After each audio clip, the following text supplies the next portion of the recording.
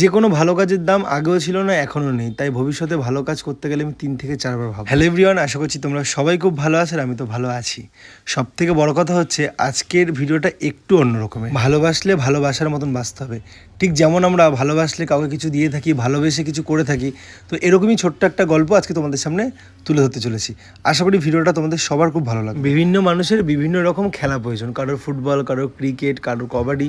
ঠিক সেরকমই ক্রিকেটটা আমাদের কাছে একটু বেশি পছন্দের এবং তার থেকে পছন্দের হচ্ছে বিরাট কোহলি। তো তোমরা সকলেই জানো আজকে প্রায় 18 বছর পর বিরাট কোহলি বা আরসিবি নিজের দলে বা নিজের ঘরে কাপ নিয়ে গেছে। এত বড় আনন্দটাকে ছোট্ট করে সেলিব্রেশন করার জন্য আমাদের এই উদ্যোগ। তো পুরো ক্রেডিটটা যাচ্ছে আমার ভাই শুভ্রর দিকে, কারণ সেই চেয়েছিল এটা হোক। তো 20 জন মানুষকে আমরা একবেলা একটু ভালো মন্দ খাওয়ানোর চেষ্টা করেছিলাম। 20 প্যাকেট বিরিয়ানি, 20টা পাতা এবং তার সাথে 20খানা জলের বোতল নিয়ে আমাকে বললো যেতে হবে আমার সাথে, চল।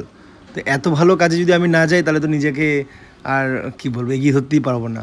তো ভাইকে সঙ্গ দিতে আমি ভাইয়ের সঙ্গে চললাম। ভিতরটাতে ঘুরে ঘুরে যাদেরকে মনে হয়েছে যে এরা দুবেলা খেতে গেলে অনেকটা কষ্ট পায় এবং আদার্স কিছু মানুষের হাতেও আমরা খাবারটা তুলে দিই এবং এইভাবে এই দিনটাকে আমরা ছোট্ট করে সেলিব্রেশন করি। আমাদের পক্ষে পসিবল নয় এদেরকে সবসময় ভালো মন্দ খাওয়ানোর, তবে মাথায় রাখবো এদেরকে দুবেলা খাওয়াতে গেলে যতটা যা করতে হয় ততটা তাই করব। তো এরকম আনন্দ অনুষ্ঠান বারবার আসুক এবং সবাই যেন আমরা এভাবেই সেলিব্রেশন করতে পারি। অনেকেই বলবে ভিডিওটা দেখানোর জন্য, লোক দেখানো হলেও এটাই সত্যি যে কিছু মানুষের উপকারে আমরা লাগবো।